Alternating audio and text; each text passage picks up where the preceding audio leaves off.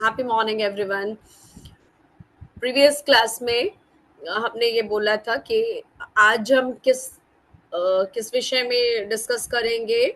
So like after 12th या graduation arts या humanities के बच्चों के लिए क्या क्या करियर पाथ्स हैं जो कि या यूं कहें कि हाई पेइंग जॉब्स कौन कौन से होंगे। ठीक है, हालांकि उसके विषय में हमने पहले चर्चा की है, लेकिन डिटेल में अब एक एक करके उन जॉब्स के बारे में हम जानेंगे। So let us begin.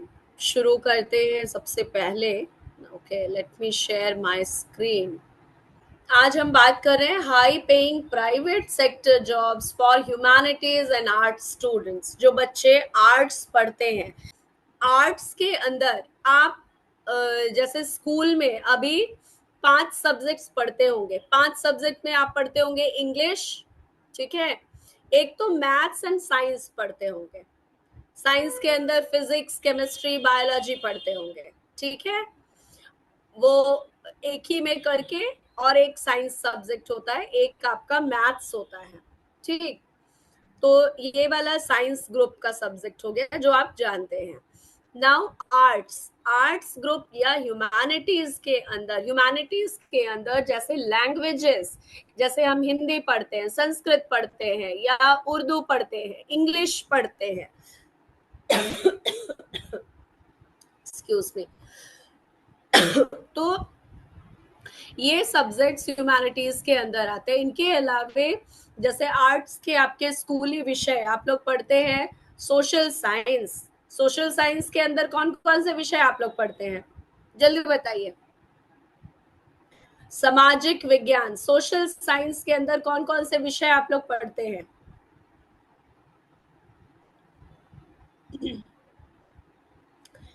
History पढ़ते होंगे, सिविक्स या पॉल साइंस, उसको हम लोग बाद में वो पॉलिटिकल साइंस हो जाता है, अभी स्कूल लेवल में उसको सिविक्स बोलते हैं। तो आप लोग हिस्ट्री पढ़ते हैं, सिविक्स पढ़ रहे हैं, इकोनॉमिक्स पढ़ते होंगे। फिर इकोनॉमिक्स के साथ फिर आप लोग जैसे +2 में 12th लेवल पे आप सोशियोलॉजी विषय होता है, साइकोलॉजी होता है, ठीक है, एंथ्रोपोलॉजी होता है। किसी को पता है साइकोलॉजी क्या होता है? साइकोलॉजी जो है, मैंने उसको हिंदी में बताया मनोविज्ञान, मन का विज्ञान। उसके अंदर हम क्या मतलब किस तरह से हम, हमारा ह्यूमन बिहेवियर कैसा होता है, ठीक है, किन मतलब गुस्सा होता है तो हमारे बॉडी में किस तरह का चेंजेस आएगा, हमारा फेशियल एक्सप्रेशन कैसा होगा, ये सारी चीजें हम लोग मनोविज्ञान में पढ़ते हैं। ठीक है, इसके अलावा जैसे मानसिक स्वास्थ्य के बारे में कि हमारा मस्तिष्क काम कैसे करता है, कौन कौन से हिस्से हैं, ठीक है, जो जैसे हम हमारे बॉडी को कंट्रोल, हमारा माइंड कैसे, हमारा ब्रेन कैसे कंट्रोल करता है, ये सारी चीजें, ठीक है, या हम कोई बात सुनते हैं तो उसको कैसे समझते हैं, उसका अर्थ कैसे लगाते हैं, ये पूरा प्रोसेस कैसे होता है हमारी बॉडी में, ये सारी चीजें हम मनोविज्ञान में पढ़ते हैं। ठीक है, उसके बाद फिर एक विषय मैंने बोला सोशियोलॉजी। सोशियोलॉजी का अर्थ होता है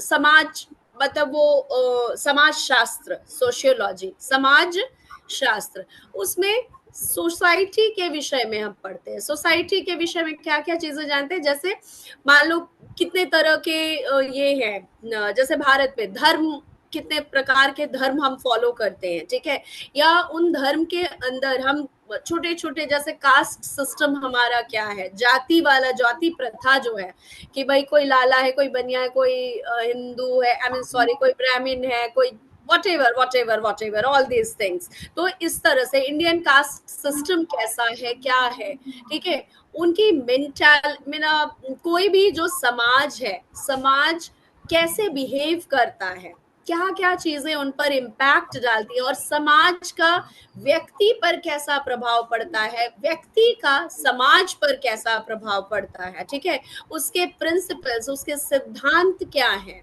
ठीक, ये सारी चीजें हम लोग सोशियोलॉजी या समाज शास्त्र में पढ़ते हैं, समाज के विषय में। ठीक है, तो ये दो विषय मैंने आपको समझाया, एक साइकोलॉजी, एक सोशियोलॉजी। तीसरा एक और ह्यूमैनिटीज का विषय है एंथ्रोपोलॉजी। एंथ्रोपोलॉजी का मतलब क्या है?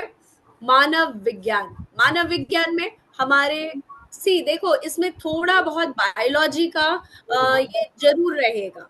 क्या कहते हैं उसको, कुछ हिस्सा, कुछ टॉपिक्स बायोलॉजी का जरूर आएगा। ठीक है। इवन हम लोग साइकोलॉजी में भी कुछ बायोलॉजी का कुछ टॉपिक्स जरूर पढ़ते हैं, राइट। एंथ्रोपोलॉजी जो है मानव विज्ञान, मानव विज्ञान में हम क्या करते हैं, किस किस चीज की पढ़ाई करते हैं? तो इंडिविजुअल, कोई व्यक्ति का कैसे विकास हुआ, मानव का विकास कैसे हुआ, ठीक है। और हमारे शरीर की संरचना, वो सब चीजों के बारे में थोड़ा उसमें पढ़ाई होता है, ठीक है। तो वो हो गया मानव विज्ञान। मानव उसका पूरा शारीरिक संरचना क्या होगा, कैसे होगा, डेवलपमेंट कैसे कैसे हुआ है, ह्यूमन स्पीसीज का, पूरे मानव समुदाय का विकास कैसे हुआ है, विकास के कौन से सिद्धांत हैं, उन सब चीजों के बारे में बहुत डिटेल में पढ़ते हैं, ठीक है। जैसे खुदाई वगैरह होती है, वो साइंटिस्ट, वो वैज्ञानिक है ना, जो मानव के उद्गम, मतलब मानव का कैसे, मानव समुदाय एग्जिस्टेंस में आया, उसका अस्तित्व में कैसे आया, जीवन ही कैसे शुरू हुआ, उसके विषय में वो अध्ययन करते हैं। फिर मानव का विकास किस तरह से हुआ, ठीक है। तो इनको हम लोग एंथ्रोपोलॉजिस्ट कहते हैं, ठीक है। तो ये लोग अपने, इनके कौन से विचार थे, कौन सा सिद्धांत बताया इन्होंने, इन सब चीजों के विषय में डिटेल में हम मानव विज्ञान में पढ़ते हैं या एंथ्रोपोलॉजी विषय में पढ़ते हैं, राइट। तो अभी तक मैंने आपको 3 विषय बता दिया है, एक सोशियोलॉजी, साइकोलॉजी, एंथ्रोपोलॉजी, ह्यूमैनिटीज के ये सब्जेक्ट्स हैं, ठीक है। इसके अलावे इंग्लिश, हिंदी और लैंग्वेजेस आप सारे जानते हैं, अंग्रेजी क्या है, हिंदी क्या है, उर्दू, जितने तरह के भारत में भाषाएं बोली जाती है या पढ़ाई, इवन जैसे रीजनल लैंग्वेजेस। सो चलो मैं एक बता दे रही हूँ, रीजनल लैंग्वेज इधर का 5 परगनिया होता है ना, 5 परगनिया भाषा इधर बोली जाती है, ओके। उसमें 5 अलग अलग भाषाओं को मिला करके एक भाषा बना है 5 परगनिया, राइट। तो एनीवे, इस तरह के कई रीजनल लैंग्वेजेस हैं, लोकल लैंग्वेजेस हैं, इसकी भी पढ़ाई होती है, इसमें प्रॉपर डिग्री होती है, मतलब पीएचडी तक आप इन विषयों में कर सकते हैं, ठीक है। तो लैंग्वेजेस एक ये हो गया, भाषा भाषा विषय जो हो गए, वो एक विषय हो गए। मैंने फिर मनोविज्ञान बताया, समाज शास्त्र या बताया, या एंथ्रोपोलॉजी उसको कहते हैं, ठीक है। तो इनके अलावे फिर और भी विषय है, जैसे इकोनॉमिक्स है। इकोनॉमिक्स को हिंदी में क्या कहते हैं? अर्थशास्त्र। यस, इकोनॉमिक्स को अर्थशास्त्र कहते हैं। अभी जो आप सिविक्स विषय पढ़ रहे हैं, है ना, सिविक्स, राज, उसको आगे चल के 12th लेवल पे या ग्रेजुएशन लेवल पे उसको ये कहते हैं, राजनीति शास्त्र कहते हैं, पॉलिटिकल साइंस। उसमें हमारी सरकार कैसे, उसका गठन कैसे होता है, फंक्शन कैसे करता है, हमारे संविधान में क्या है, हमारा संविधान हमें कौन कौन से अधिकार देता है, हमारे कौन कौन से कर्तव्य होते हैं देश के प्रति, हमारे पूरे ये राष्ट्र के प्रति हमारा क्या कर्तव्य है, ये सारी चीजें हम उसमें पढ़ते हैं। हमारा लोकल गवर्नमेंट, पंचायत के स्तर पर कैसे काम करता है, या राज्य स्तर पर सरकार कैसे काम करती है, चुनाव कैसे होता है, ठीक है। उसकी एलिजिबिलिटी, चुनाव में जाने के लिए, जैसे मान लो अगर मुझे मुख्यमंत्री पद के लिए खड़ा होना है, झारखंड की मुख्यमंत्री मैं अगर बनना चाहती हूँ, तो मुझे उसके लिए मेरी पढ़ाई कितनी होनी चाहिए, या उम्र कितना, मिनिमम उम्र मेरी कितनी होनी चाहिए, इन सब के विषय में, सारी चीजों के विषय में वहां पढ़ते हैं, ठीक है। मैं चुनाव में कैसे नॉमिनेट कर सकती हूँ, ऑल दोस थिंग्स, सारे विषयों के बारे में राजनीति विज्ञान में पढ़ाया जाता है, ठीक है। तो ये हो गए कुछ एक ह्यूमैनिटीज या आर्ट्स के सब्जेक्ट्स। इसके अलावे भी होता है फिलोसफी। इंटर में, इंटर लेवल पे मतलब 11th-12th में आप लॉजिक लॉजिक पढ़ते हैं, और ग्रेजुएशन लेवल पे वही फिलोसफी हो जाता है। फिलोसफी को हिंदी में हम लोग दर्शन शास्त्र कहते हैं। ठीक, देखो, आपको आपको लग रहा होगा कि मैम आज तो प्राइवेट हाई पेइंग वैसे जॉब्स के बारे में बताना चाह रही थी जो आर्ट्स के बच्चे जा सकते हैं उन फील्ड्स में। तो अभी मैम कहाँ विषय समझाने लग गई। देखो, इसलिए विषयों को समझना अभी जरूरी है, क्योंकि आफ्टर 10th आपको स्ट्रीम सेलेक्ट करना होगा। स्ट्रीम का मतलब कि कौन से संकाय में आप पढ़ेंगे। आप आर्ट्स लेंगे, कॉमर्स पढ़ेंगे या साइंस पढ़ेंगे। ठीक है, साइंस में बड़ा सरल है क्योंकि फिजिक्स, केमिस्ट्री, बायोलॉजी है ना। और उसके बाद उसका थोड़ा और ये होता है, जूलॉजी होता है, जियोलॉजी होता है, उन सब की पढ़ाई होती है उसमें, राइट। तो वो बॉटनी है, जूलॉजी है, राइट। तो उन विषयों की पढ़ाई होती है, तो बहुत ज्यादा उसके बहुत एकदम ब्रांचेस बहुत वास्ट वैसे नहीं है, हमें मोर और लेस पता है। कॉमर्स में हम जानते ही हैं विषय कि अकाउंट्स की पढ़ाई होगी, बिजनेस स्टडीज की पढ़ाई होगी, ठीक है। मैथ्स आप ले सकते हैं अकाउंट्स में, और अकाउंट्स एक विषय होगा।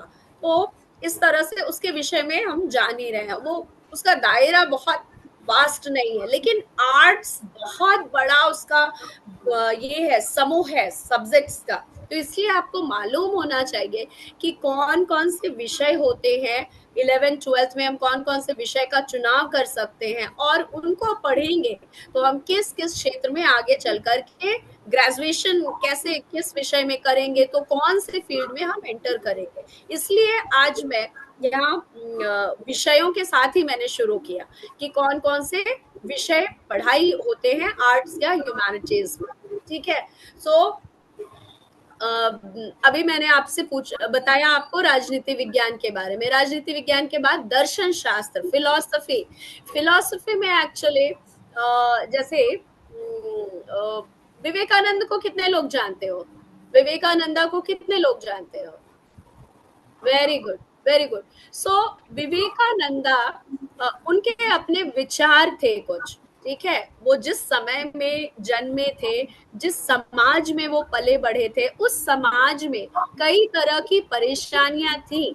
सोसाइटी में कई इविल्स थे, है ना। इविल्स का मतलब क्या हुआ कि कुछ बुरे ये को क्या कहें, कुछ जैसे सती प्रथा हो गया, या उस तरह के कई नकारात्मक चीजों को समाज में स्थान मिला हुआ था, लोग उनका पालन करते थे, ठीक है। तो उसके प्रति एक सोच, एक विचार, एक उनका एक ये बना, उन्होंने उनको चिंतन उस विषय पर किया कि क्या ये जो रीति रिवाज है, क्या ये सच में हमारे समाज के उत्थान के लिए, हमारे युवा पीढ़ी के उत्थान के लिए क्या ये इम्पोर्टेंट है। तो उनको लगा कि कुछ चीजें नहीं है इम्पोर्टेंट, तो उसके विषय में फिर उन्होंने बोलना शुरू किया। और विवेकानंदा ने मोस्टली उन्होंने युवाओं को ही संबोधित किया, क्योंकि उन्हें पता था भारत एक युवाओं का देश है, और यहाँ हमेशा यहाँ की आबादी, जो सबसे बड़ी आबादी होगी, वो युवाओं की ही होगी, और उनको अवेयर होना होगा, उनको समझदारी से आगे जीवन में बढ़ना पड़ेगा। इसीलिए उन्होंने अपने उन विचारों को, उन सिद्धांतों को दर्शन, अपने दर्शन के रूप में बताया। तो दर्शन शास्त्र के अंदर इसी तरह से हम लोग अलग अलग विद्वानों के, जो स्कॉलर्स होते हैं ना, विद्वान जो होते हैं, उनके विचारों को कि समाज के लिए क्या उचित है, क्या अनुचित है, इस तरह के विचारों को हम समझते हैं, पढ़ते हैं, और वो जीवन के हर एक बिना एस्पेक्ट्स पर, हमारे जीवन की जितनी भी क्या कहे, जितने क्षेत्र हैं, है ना, जो भी, जैसे हमारा फैमिली लाइफ होता है ना, घरेलू जीवन है, फिर हमारा दोस्त मित्रों के साथ एक हमारा एक सर्कल रहता है, फ्रेंड सर्कल होता है, वहां पर भी हम एक सर्टेन तरह से जीते हैं, उनके साथ रहते हैं, ठीक है, अपने थॉट्स शेयर करते हैं। फिर सोसाइटी आ जाती है, बड़े स्तर पे थोड़ा हो गया सोसाइटी, एंड देन फिर आपका स्टेट हो गया, फिर कंट्री हो गया, फिर पूरा वर्ल्ड हो गया, अलग अलग कंट्रीज के साथ मिल करके। तो इस तरह से हर स्तर पर, और हमारे जीवन में जैसे बहुत सारी चीजें होती हैं, है ना, हमारा जन्म होता है, हम धीरे धीरे बड़े होते हैं, विद्यालय जाते हैं, विद्यालय में शिक्षा ग्रहण करते हैं, फिर काम ये करते हैं, काम के क्षेत्र में आते हैं, वहां काम करते हैं। तो हर क्षेत्र में हमारा कुछ एक विशेष यू नो सोचने की जो शक्ति होती है, उसमें बदलाव आता है। हम जैसे लोगों से मिलते जाते हैं, वैसे वैसे हमारे अंदर, हमारे सोच में, हमारे काम करने के तरीके में परिवर्तन आता जाता है। तो इन सब चीजों को एक जगह कलेक्ट करके, एक थॉट के रूप में, विचारों के रूप में, है ना, ये दर्शन शास्त्री जो होते हैं, फिलोसफर्स जो होते हैं, उनको एक जगह एकत्रित करते हैं, एक पूरे प्रिंसिपल, एक थियोरी के रूप में, और लोगों तक वो चीजें पहुंचाई जाती हैं, ताकि लोग अपने जीवन को की उपयोगिता को समझ सके ना। तो इस तरह से फिलोसफी एक सब्जेक्ट हो गया। इसके अलावे म्यूजिक, म्यूजिक की भी प्रॉपर पढ़ाई होती है। अगर आप लोगों में से कुछ बच्चों को संगीत में रुचि है ना, म्यूजिक में इंटरेस्ट है, गाने बजाने में इंटरेस्ट है, आप कुछ ये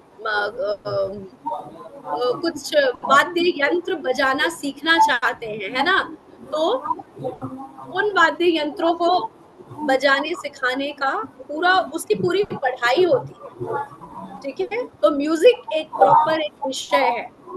इसको देखो, म्यूजिक, फिर ड्राइंग, पेंटिंग, डांसिंग, ठीक है, क्रिएटिविटी वाला जो क्षेत्र है, इसको हम लोग, इसमें परफॉर्मिंग आर्ट्स कहते हैं इसको, जिसमें हम लोग कुछ ना कुछ एक्टिविटी करते हैं।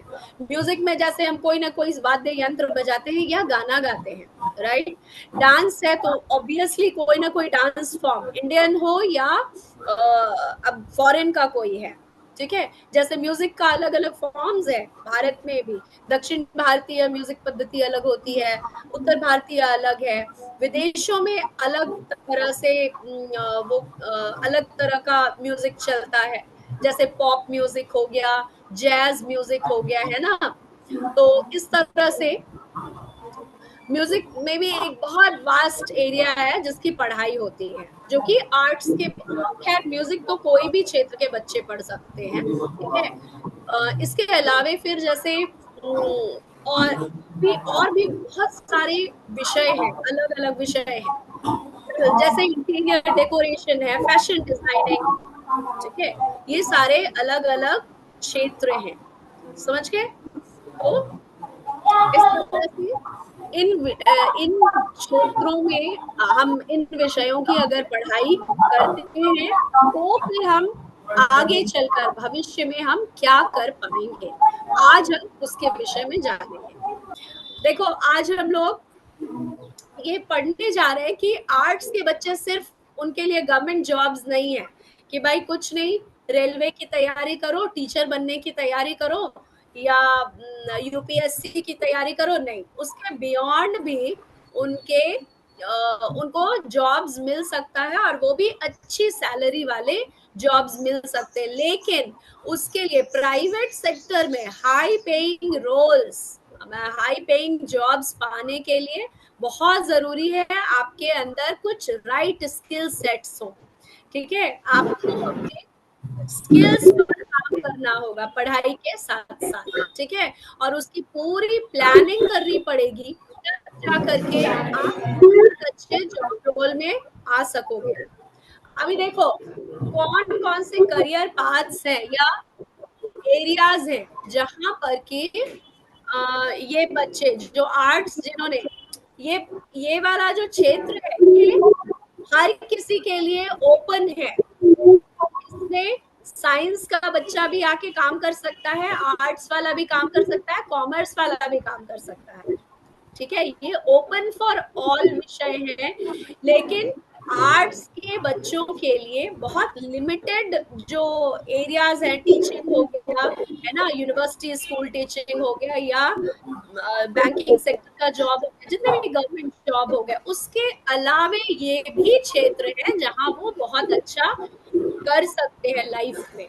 बहुत अच्छा पैसा कमा सकते हैं, अच्छी जिंदगी जी सकते हैं और कुछ बहुत नया क्रिएट कर सकते हैं। ठीक है, उसमें सबसे पहला आ गया डिजिटल मार्केटिंग। ठीक है, नेक्स्ट है content writing and copy writing, UI UX design, sales and business development, HR and recruitment, foreign languages, psychology and counseling, data research with tools। ठीक है, तो ये कुछ एक एरियाज हैं जहाँ की आप बहुत अच्छा पैसा कमा सकते हो, लेकिन विथ राइट स्किल सेट्स। अगर आपका जो कौशल है, आपने जो स्किल सेट्स डेवलप किए हैं वो बहुत स्ट्रांग होने चाहिए पढ़ाई के साथ साथ। ठीक है, अभी देखते हैं कि क्या रोड मैप होगा। तो अब आप 12वीं में अगर पढ़े, मतलब 12वीं के बाद आपका रोड मैप क्या होगा? तो सबसे पहले इंटर आपने अगर आर्ट्स में किया है तो आर्ट्स में मान लो ध्यान से विषयों का चुनाव करना है। आगे जिंदगी में चल के आप क्या करेंगे उसके हिसाब से ही विषयों का चुनाव करिएगा। ठीक है, और उसके साथ साथ ग्रेजुएशन के लिए विषयों का सही से चुना, मतलब 12th 11th में ही बहुत अच्छे से ध्यान से विषय चुनना होगा। उसके बाद ग्रेजुएशन में ऑनर्स के लिए भी बहुत सही ढंग से विषय का चुनाव करना पड़ेगा। एंड देन फिर आपको क्या सीखना है? Communication and digital skills. Communication मतलब बोलने की कला, आप संवाद की कला, आप जो बात बोलते हैं क्या वो बात उसी रूप में आपके सुनने वाला सुनकर समझ पा रहा है? आप जिस अर्थ में उसको समझाना चाहते हैं क्या वो उसी अर्थ में समझ पा रहा है? इसको कहते हैं कम्युनिकेशन। वो हिंदी में हो सकता है, अंग्रेजी में हो सकता है, कोई रीजनल लैंग्वेज में हो सकता है। ठीक है, रूल्स वही लगेंगे, अंग्रेजी में भी कम्युनिकेशन के वही रूल्स लगेंगे, हिंदी में भी वही रूल्स लगेंगे, फॉरेन लैंग्वेजेस में भी वही रूल्स लगेंगे, रीजनल लैंग्वेज में भी वही रूल्स लगेंगे। ठीक है, अभी फिर नेक्स्ट आ गया डिजिटल स्किल्स। डिजिटल स्किल का मतलब होता है कि आपको कंप्यूटर चलाना आना ही चाहिए। That is a must for आप लोगों के बैच के बच्चों के लिए, अभी के जनरेशन के लिए कंप्यूटर से आप मुंह नहीं मोड़ सकते। आपको अब कंप्यूटर सीखना भी होगा और आपके पास कंप्यूटर होना भी चाहिए। ठीक है, और मान लो अगर आप लैपटॉप या कंप्यूटर नहीं रख पा रहे हो तो एटलीस्ट मोबाइल में भी वो जो एप्स हैं है ना, उनको मोबाइल में भी आपको चलाना आना चाहिए कि कम से कम आप वो सारे काम, मान लो टाइपिंग का काम है या फिर कोई डॉक्यूमेंट के एडिटिंग का काम है कि उसको ढंग से अरेंज करेंगे, है ना, कहाँ पे क्या प्लेस होगा, क्या जो वर्ड्स का साइज क्या होगा, ये सारी चीजें आपको जाननी चाहिए। ठीक है, मतलब MS ऑफिस अभी आप लोग को पढ़ाया जा रहा होगा स्कूल में, ऑफिस पैकेज, है ना, तो वो बहुत ध्यान से पढ़िए, बिना कंप्यूटर के आप लोगों का गुजारा नहीं है। ठीक है, नेक्स्ट फिर इसके अलावे आपको पता होना चाहिए कि जीवन में आप किस क्षेत्र में काम करेंगे और वो कौन सा फील्ड आपके लिए सूटेबल होगा। ठीक है, उसके अलावे आपको मतलब जिस क्षेत्र में जाना चाहते हैं उस क्षेत्र में आपको कुछ महीनों का इंटर्नशिप, मतलब छोटा काम करने का, ट्रेनिंग प्लस काम, उसका अनुभव हो तो बहुत अच्छा। ठीक है, ये आपका रोड मैप होना चाहिए 12वीं और 12वीं के बाद का। ठीक है, इसके बाद आते हैं ये हम 12वीं के विषय में हम बात कर रहे थे कि 12वीं पे 11वीं 12वीं में आपको इन सब चीजों पर बहुत ध्यान देना पड़ेगा। ठीक, इसके बाद आते हैं ग्रेजुएशन लेवल पर कि भाई ग्रेजुएशन लेवल पे आपको कौन कौन सी चीजों को तैयार करना होगा।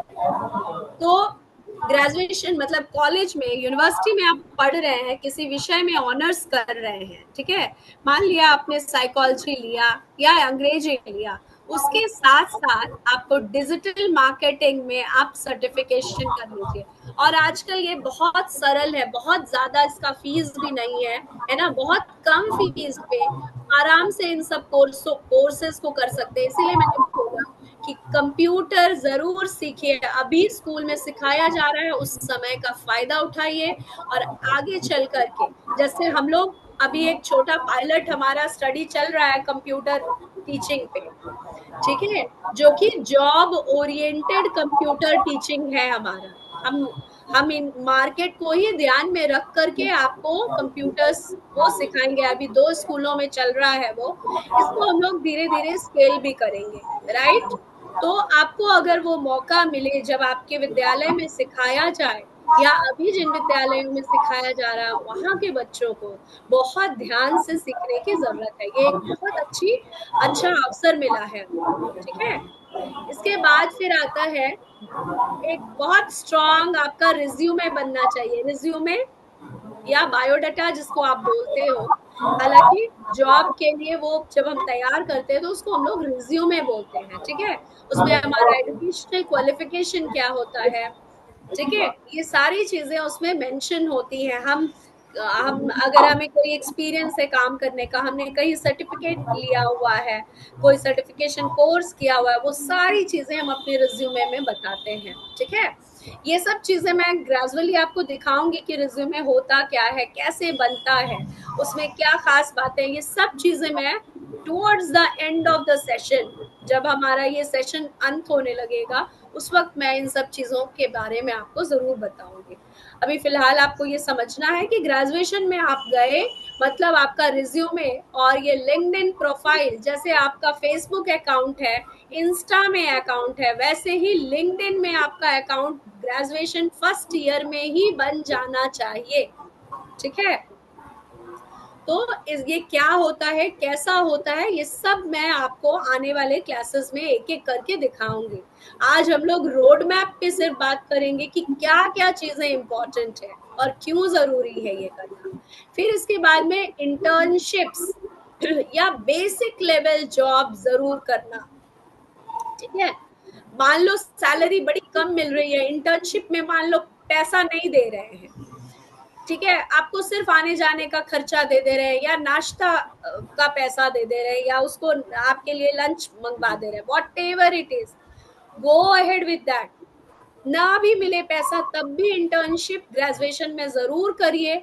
ये आपके प्रोफाइल को स्ट्रांग बना देगा, आपको एक्सपोजर देगा कि मान लो आप एमबीए करके और बिजनेस एडमिनिस्ट्रेशन में जाना चाहते हैं, तो आप पहले से ही किसी कंपनी में, जैसे मान लो जैसे रिलायंस का होता है, या जैसे आईसीआईसीआई बैंक वगैरह का है, उनका अकाउंट ओपनिंग के लिए वो लोग फील्ड स्टाफ रखते हैं, तो वो सब लेवल का जॉब कर लो, पार्ट टाइम जॉब कर लो इंटर्नशिप के तौर पे, या 1 महीने की गर्मी छुट्टी की इंटर्नशिप कर लो ग्रेजुएशन के साथ साथ। तो आपका प्रोफाइल बहुत स्ट्रांग हो जाएगा, और जब आप रियली जॉब के लिए इंटरव्यू देने जाएंगे प्राइवेट जॉब में, तो आपको ज्यादा प्रायोरिटी मिलेगा, आपकी सैलरी पैकेज शुरू से ही बाकियों की तुलना में ज्यादा होगा। और इसके साथ साथ आपको इंटरव्यू, और इंटरव्यू में कैसे क्या ड्रेस पहनना है, कैसे बैठना है, कैसे बातचीत करना है, ऑफिस में कौन कौन से में आपका बिहेवियर कैसा होना चाहिए, उससे रिलेटेड स्किल्स, सॉफ्ट स्किल्स उसको हम लोग कहते हैं, ये सीखना बहुत जरूरी है। तो आप जब 12th में आते हैं तभी से सॉफ्ट स्किल्स पे ध्यान देना शुरू करिए, और डेफिनेटली हम लोग उसके लिए क्लासेस लेकर के आएंगे आने वाले समय में सॉफ्ट स्किल्स के लिए, और कम्युनिकेशन स्किल के क्लासेस पहले भी चल चुके हैं, बट हम लोग फिर से वापस शुरू करेंगे इन स्किल्स के क्लासेस। तो please don't miss on that, आप वो जब क्लासेस हो तो आप उसको मिस मत करिए, जैसे अभी आप रेगुलर बेसिस पे करियर गाइडेंस के क्लासेस में जुड़ रहे हैं, राइट। इसके बाद ये आपका ग्रेजुएशन लेवल पर इतना सारा चीज आपको करना होगा, तब जाकर के आपका प्रोफाइल स्ट्रांग बनेगा। अभी इसके बाद आते हैं कि कौन कौन से टूल्स या प्लेटफॉर्म्स है जहां पर कि हम सर्टिफिकेशन ले सकते हैं, नई चीजें सीख सकते हैं, सर्टिफिकेट अपना इकट्ठा कर सकते हैं। सो सर्टिफिकेशन जैसे गूगल का है, कोर्सेरा का है, कैनवा है, हबस्पॉट है, ठीक है। यहाँ से सर्टिफिकेशन होता है। ओके, ठीक है, तो हम लोग यहीं से फिर नेक्स्ट क्लास में कंटिन्यू करेंगे। आई होप आज का क्लास आपके लिए इंफॉर्मेटिव रहा होगा, जानकारी मिली होगी आपको।